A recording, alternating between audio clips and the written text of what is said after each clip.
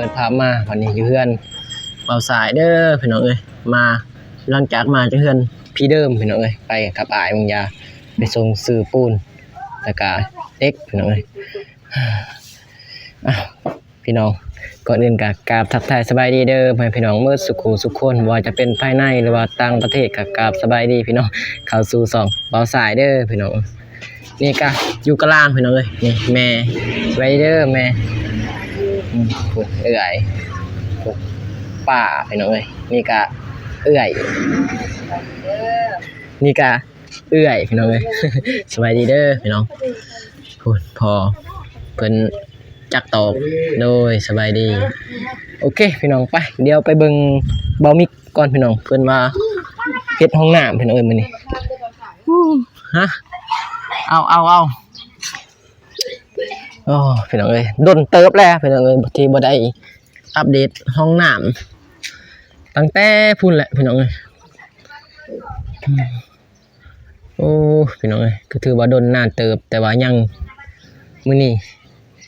ก็ได้มาเฮ็ดต่ออีกพี่น้องเอ้ยเพราะว่าคายหมูคายมันแล้วก็เลยสานต่อห้องน้ำเพื่อสิได้ใส่คือมื้ออื่นมื้อฮื้อก็เปิดใช้งานได้เลยใส่ติดประตูพี่น้อง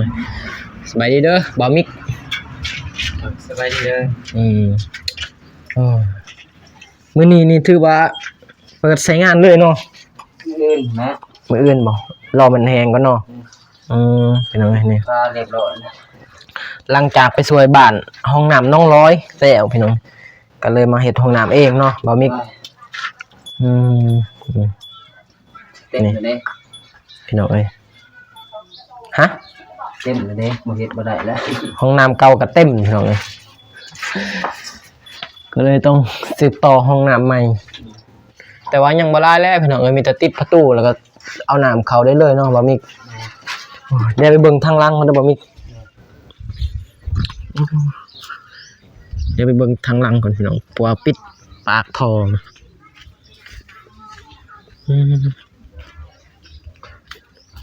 สบายดีโอ้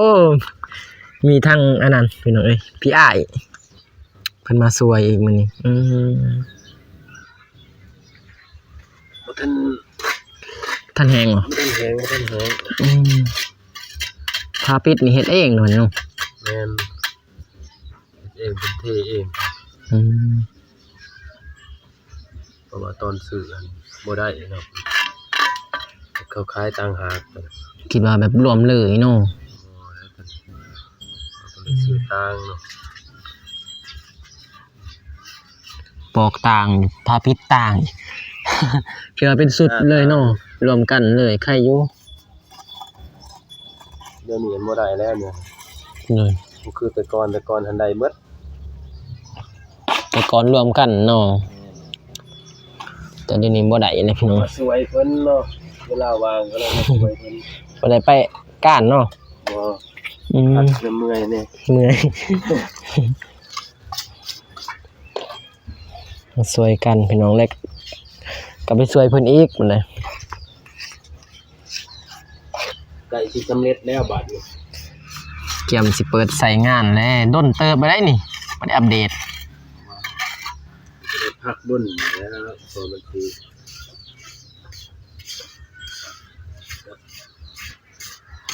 พักด้นเติบไปได้ห้องน้ำนี่ตั้งแต่พุ่นบ่จะคิดเขาเดือนเลยได้เป็นเดือนเนาะโดยตั้งแต่พุ่นปีใหม่พุ่นตั้งแต่ท่านเขาดาวพุ่นนะนี่ก็จน27นะ26นะเฮ็ดตั้งแต่อันนั้นพุ่นมันได้พักมันสิบ่เลยเฮ็ดเป็นย้อนเป็นขั้นตอนแม่นว่านึงเฮ็ดเลยก็สิสำเร็จอยู่เนาะแค่ว่าอยู่ดอกเนาะเฮ็ดเป็นขันพี่น้องเอ้ยแล้วคันนึงกับพักต่ออีกคันนึงเพราะว่าเวียกมันลายเนาะมันก็อึดแต่เวียกแต่งานส่วนมันก็บ่ลายดอกแต่ว่าเราก็ต้องไปนั่นไปนี่อีกเวลามันลายเวียกก็เลยบ่ได้เฮ็ด มันบางแน่เนาะ วางนี่ก็ใกล้ที่สำเร็จแล้วนี่ก็เตรียมไปแล้ว บ่เกิน 2-3 มื้อนี่แหละ แต่โบกทางใน ทางในจักสิได้โบกหรือบ่ มันอ่างน้ำตัวบนห้องนั้น บ่อ่างถ่ายเนาะ เด่น โบกมันอ่างถ่ายแล้วก็แล้วอันนี้ อาทิตย์หัววิทย์ตัวเนี่ย มีแต่ได้ถ่ายเลยวันนี้ ติดหัววิทย์เลยนะติดเลยอ่างเลยโบกติดหัววิทย์ก่อนก็ได้ โบกข้างในก่อนคณะใต้เขาบริหารโบกอะไรได้ครับ โบกไปแล้ว ติดตั้งหินใหญ่แล้วมันดีดออกเกี่ยวเวลามันต่ำกับตัวเพลง ยากตัวสายมันบ่งามนี่นะ เอาใส่แล้วเตรียมสิเปิดแล้ว เปิดใช้งาน เปิดใช้งานแล้วมัน ห้องเก่าก็เต็มเลยเด้พี่น้องเอ้ยผักคือว่าผักห้องน้ำนี่หลายเติบไปเลยดนนานเลย ห้องเก่าก็ถือว่าตอนนั้นก็ผักห้องเก่าก็ถือว่า อัปเดต บ่ได้อันนั้น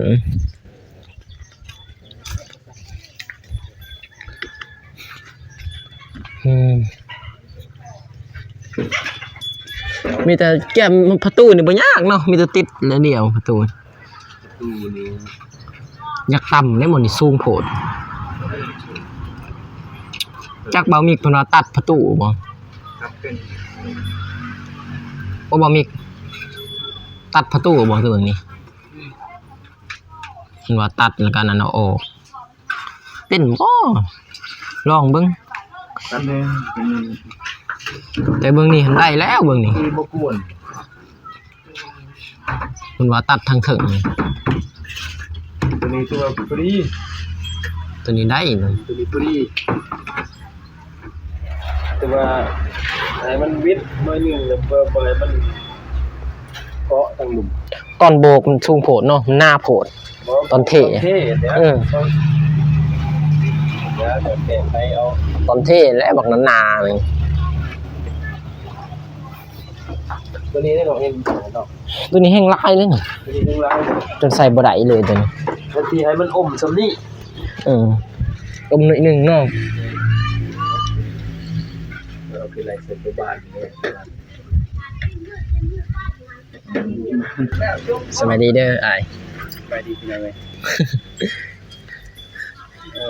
ใส่ปอกนะ ที่เต็มเลยเนี่ยตอนใส่แล้ว แล้วได้ทางหลัง อันไหน โดยว่าอัดนะ ใส่เนี่ยทานเนี่ยใส่ทานก็ใส่ทำมืออะไรเนี่ยมันจะมันทานเป็นยังนี่บอกยันก่ออีกเป็นก่อตั้งเนาะก่อที่ก่อสุก เพราะว่าเด็กน้อยก็สิทุ่ม เราใหม่ปกฟ้าก็แล้วก็ดูไปเลยแต่อย่างได้น้อยแล้วแปลง แดงงัวนะหมูเนาะ มันจะพูดคนนี้เป็นใครยาก แก่ไข่ยากก็ได้ น้าเลยนี่มันบอก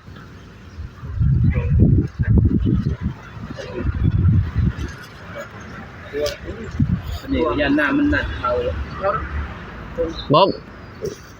สื่อเพิ่นเฮ็ดสื่อ นี่ว่าหนักเขาไอ้ของเอาเลยมองจับหัวตัว บ่งดในนี่ก็ได้ ของงอก็ได้ ของงอ นอเขางอกันเลยครับ กันซื้อในนี่แน่นอนแล้วหนาม แต่ก็บ่ไล่ดอกเขาจะพอเขาถ่าย เด้มอแต่ถึงลงมา เนี่ยนี่เนาะ พอดีงามเลย คือตัวนี่คือโคตรนี่เนาะลงแล้วเขาส่งมาพี่อีกจังหวัดอีกจังหวัดเจาะยังตัวเต็มเราเรื่องเต็ม โบเปิดสิเต็ม จักแมทซอง ก็เต็มแน่เม็ดหายังเต็ม ก็ได้อยู่ ดนอยู่ แต่ก็ดูดง่ายอยู่แล้วนี่ ก็ได้อยู่มีปัญ ทาง หา เขาแล้วดูทางนี้ได้อยู่ป่ะคนนี้เฮ็ดถึงแล้วบ่มีตังมาเขาเนี่ยนี่สำเร็จ สำเร็จ เปิดใส่งานมื้ออื่น เปิดใช้งาน ดนเติบเลยพักเอา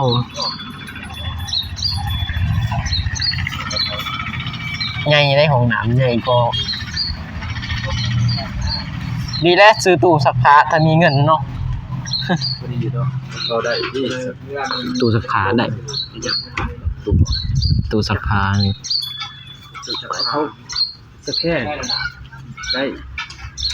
แล้วก็มาแทกมึงขวดก็ได้ เอาตัวแตกแล้วเนาะ เขาล่วงนี่สิบ่ได้ โอ้ย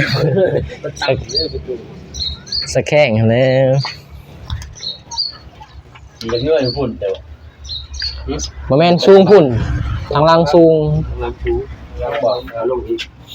บ่พอดีทางล่างสูงได้ พอดีโหดมันสวบดี ออกเลยแต่ทางล่างสูงได้ทางหน้าสูงบ่ได้ เหตุคือเพื่อนน้องบองเด็กหน่อย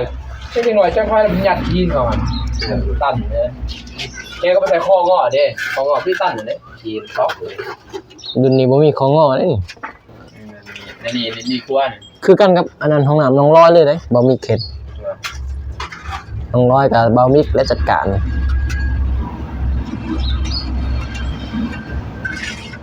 แต่ว่าได้ไล่ดีแบบนี้ บูมีทรายมัน ใช่ผมไปโหด เข็มแห้งเนาะ มืดเลยได้สาย ใส่เข็มดีพี่น้องเอ้ย จนจนเคี้ยวอยู่แล้ว เกี่ยวติ๊กให้ คือดีมืดสายหิน จะไม่ได้แบบกู อันนี้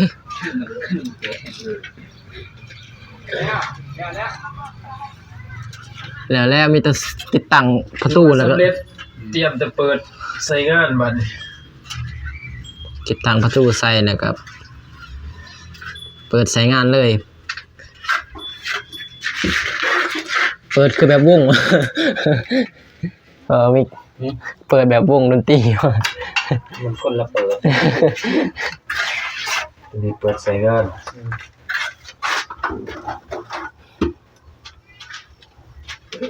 มันเปิดพอร์ตเปิดหมวดเนาะเห็นแล้ว กับบ่สูงน่ะพุ่นดีเนาะ นี่งามนะ แต่อันนั้นห้องน้ำน้องลอยก็แบบนี้แหละแต่ว่าอันนั้นเพิ่นว่า FC ว่าก่อจำเลยแบบให้มันใหญ่เลยนะ โต เบิ่งแม่นเบิ่งนี่นี่สไลด์ ยิงดำ FC เป็นว่าเอาเบิ่ง แบบมันง่ายเนาะ เวลามันง่าย เบิ่งงามแบบนี้เนาะเอาจำเลย เนาะอันนั้นมันมี2ว่างแน่สบายอนามัยเนาะ บอกกันมาให้เต็มเลยเจ้าการทำไม ว้าวเทเลย เต็มเลย ใส่ดินเนาะ เพื่อ เพราะใส่ดิน ใส่ดินเด้ทมดินอีก ลาย ใส่ดิน นี่ดินบล็อกอันหนึงเนาะ จัดตั้งข้างห อ่า น้า ตอนในทางนาทางนั้นก็ทมดินแล้วก็เทเลย ยิงตาม แต่ว่าเดี๋ยวนี้ก็ได้คือกัน การพอเป็นยัง ห้องน้ำเนาะห้องน้ำซื่อๆคันว่าเฮือนเนาะ มันจะยิงตามครูบักเป็นกัน ตามผู้มักนะห้องน้ำกันใส่น้ำหรือบ่หั่นลองหรือบ่ แล้วเราเบิ่งเบิดแล้วแต่ว่าถ้ามันได้ระดับมันเลยก็มันได้ โอ้ คือว่าน่ะบ่ลุดบ่ลื่นดอกประมาณนั้น มันจึงกันเนาะ มันจึงเวลาเราถอกน้ำลงมันจึงระบายได้ดี มันลงจวกเลยเนาะก็ง่ายอยู่โอเคพี่น้องสำเร็จห้องน้ำโดนเติบได้พี่น้องเลยจน FC ลืมเลยสำหรับแหลกห้องน้ำแต่ว่าคันบ่ได้เฮ็ดเนาะบ่มีเนาะบ่ได้เฮ็ดต่อเนื่องไปช่วยทางนั้นทางนี้แน่เนาะก็เลยบ่ได้เฮ็ดห้องน้ำเองนะ สิเจ้าเนี่ยก็ใช้งานได้ละ มื้ออื่นไปแล้วเปิดใช้งานพี่น้องแต่ว่าโบกนี่ยังบ่ทันฮู้พี่น้อง ถ้ามีเงินนั่นแหละมีเงินมีหยังนั่นแหละจึงได้โบกพี่น้องแต่ว่าบ่โบกก็ได้พี่น้องห้องน้ำเนาะบ่โบกก็ได้พี่น้องในนี่ก็งามคือกันเพียงทายเนาะบ่มีพอแบบบ่ให้คนเห็นซื่อๆนะจะนำแล้วก็บ่โบกก็ได้พี่น้องนี่จะติดตั้งประตูมื้อนี้มื้ออื่นเปิดใช้งานพี่น้องเอ้ยนี่แต่จังสั่นเลยพี่น้องเอ้ยบ่สายกะสิได้จบคลิปก่อนเด้อพี่น้องเด้อเพราะว่ามันก็บ่มีหยังพี่น้องเอ้ยแต่ว่าเสื่อมแล้วก็แบบคลิปไร้สาระนะน้องบ่มิกเนาะเพราะว่าเฮาอัปเดตเรื่อยๆเด้พี่น้องในห้องน้ำนี่ก็อัปเดตอีกคือว่าอัปเดตเป็นมือสำเร็จเลยพี่น้องมือนี้มีแต่ว่าติดตั้งประตูน้องบ่มิกตั้งประตูเพราะว่าเนี่ยปอกวิดก็ใส่เรียบร้อยนะพี่น้อง มีงบ ปอกวิดใส่เรียบร้อยก็งบหมดแล้วพี่น้องเอ้ย นี่ครับเข้าใจละ สำนีก็ดีใจเลยนะพี่น้องเอ้ยบ่คิดว่าสิได้สำนีนะน้องบ่มิกเนาะว่าหลังคาก็ทางแม่เพิ่นซื้อให้พี่น้องเอ้ยหลังคาสังกะสีหยังเนาะปอกวิดปอกหยังกับตั้งเบาใส่ก็บ่มิกก็บ่คิดว่าสิได้เนาะบ่มิกก็ดีใจเนาะคิดว่าพุ่นแหละปีหน้าพุ่นแหละเนาะขายหมอกขายมันแล้วในปีนี้ก็นี่พี่น้องเอ้ยโอเคพี่น้องเบาใส่กับบ่มิกก็สิได้จบคลิปไปพร้อมกันพี่น้องเอ้ยทางบ่มิกโอเคก่อนอื่นกร